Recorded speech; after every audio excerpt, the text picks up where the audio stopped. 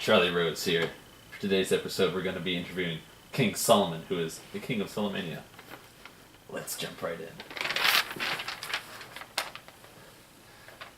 How are we doing today, sir? Pretty tired, Tired? kind of hungry. Yeah? Well, I don't really care. Okay. Let's jump right into the first question. I'm reading here that in recent weeks, you've been under fire from Western countries. We're not going to name who it is, but we can assume. They have been calling you a dictatorship and have been questioning your rise to power as unethical. Well, let me first clear something up. I don't like to use the term dictator. I like to think of myself as a philosophical leader for my kings, a philosophical king. Now, the thing with power is when you come to power, you always have these things called haters. The United States, which I know you were clearly mentioning in your little spiel, is one of those haters. They don't get things done on time. They may have lots of time spent on these decisions, but they're too slow to really benefit the people. Now, on the other end, you have a true dictatorship, which we're not, obviously, where the dictator's word is the final one, and things progress from there on. So decisions are fast, but they may be good or bad. They just don't spend a lot of time on them. But we in Solomania find a balance with our parliamentary system, with me having the final say. Very interesting. So, can we just talk a little bit on your rise to power? Because that's been a big point. My rise to power. Well, I was born in the U.S. Contrary to belief, I didn't fall out of heaven, even though it may seem like it. I grew up in the U.S., and I saw how our government was controlled by businesses, and I didn't really want that. So I made my way down to the South Americas, and I sided with some gang leaders, which it was questionable in the eyes of Western powers. Now, the gang leaders made life pretty hellish down there. You know the saying, people should not fear their governments, but governments should fear their people, probably misquoted and paraphrased. Mm-hmm. But I think you get that right. yeah, so that's how I believe things should be done. But things weren't like that down there. Governments were the tyrannical power, and people were subjugated, slaves, under these drug lords. So, my rise to power pretty much consisted of me taking over and stabbing everyone in the back. Stabbing the people in the back, or stabbing like the No, drug no, lords? the drug lords. Okay. I mean, which may sound treacherous, but in the end it was the best for the people. Interesting. So, you guys, I guess, took over their opiate industry. Am I right? So you guys legalized opiates in your country? Yes, if you look at our GDP, it's really huge. Technical term. And it's mainly because of our control of opiates. Without, regulation on opiates, you have gang violence. But we regulate, we sell, and we're generally a chill place for tourists to come and partake in the use of opiates. We have very low gang violence, actually none, and we have a very high rate of happiness for our citizens. Interesting.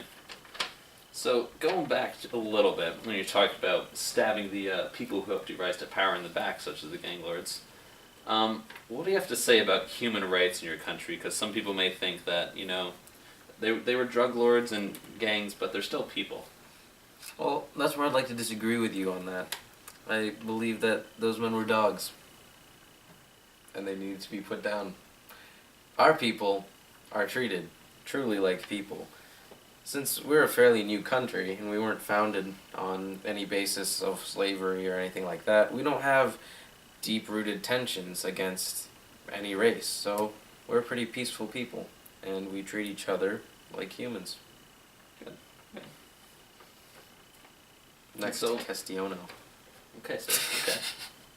So with your opiates, I'm assuming your budget is fairly big, as I'm looking at here. Your GDP, as you said, is huge.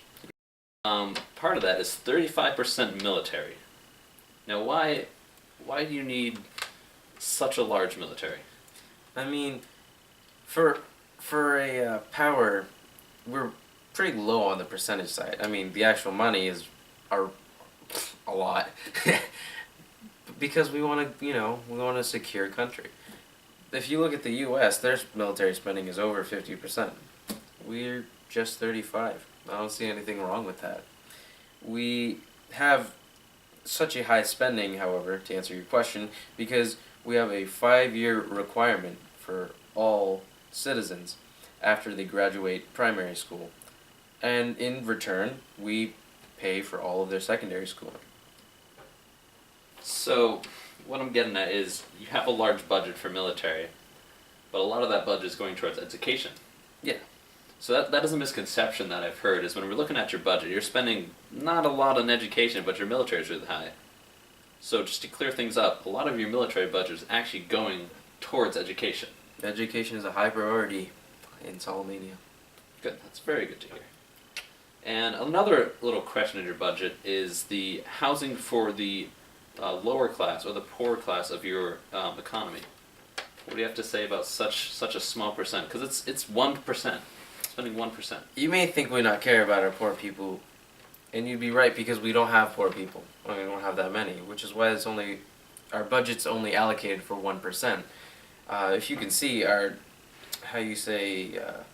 status of living status, cameraman, what is it? Quality of life. Quality of life, all me. Quality of life is very high, and I think the technical term is like developing high or something. But yeah. That sounds about right. Yeah. So we don't really have poor people. That's good. That's good to hear. Maybe I'll have to move. I'd suggest it. 5 years in the military is not that bad. Really isn't. Especially if I'm paying for my education. That's wonderful. And another little blip in your budget, per se, maybe not blip, but it's questionable. It's a 10% rise in your science spending. Ah, yes. Well, see, when we have that 5-year mandatory service, we have, a fluctuating military size. We like to keep a constant patrol on our city, so we have a clone army. Interesting. On top of that, our science budget is further allocated for space programs. We have... Like interstellar travel? Yes, interstellar travel. Also, on top of that, we have spatial, space to land nuclear bombardments, which is very technical for nukes sent from space. And that's just another step we take to keep the people of Solomania safe and sound. Well, it's been a lovely interview. I'm glad I could have it. Oh, my nuclear program is called Zion's Judgment. Zion's Judgment. That is Copyright. That is great. So we have one final question for you, sir. And this one comes from a fan who also happens to be a citizen in your country. And this fan is Tater Tots Yummy Bummy Cameraman 222 would like to ask, tell us a little bit about your parliament and how it values the people in your country. Our parliament adopted the Declaration of Human Rights as written by the UN. And we saw the UN policies as mere suggestions. So we took those policies, enforced them, and now they're laws. Because our country is built on caring for other people and providing for our own people. One such policy that we came up with was solid care, our socialized universal health care. Sounds pretty solid. It is solid. And it's named so because it's always dependable, like our government, and my name, obviously, Solomon, Solid Care. Anyway, let me go back to that government being dependable part. Another way I modeled our country was because I watched a movie called V for Vendetta, and there was a great movie, no plot holes. No. So yeah, there's this one quote that always stuck with me through life, and it was, governments should not be afraid of.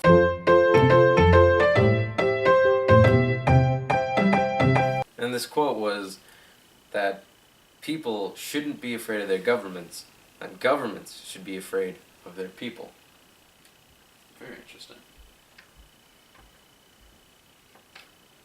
Thank you for coming out to speak with us today. And lastly, we would like to have a shout out to our sponsors, Solid Care.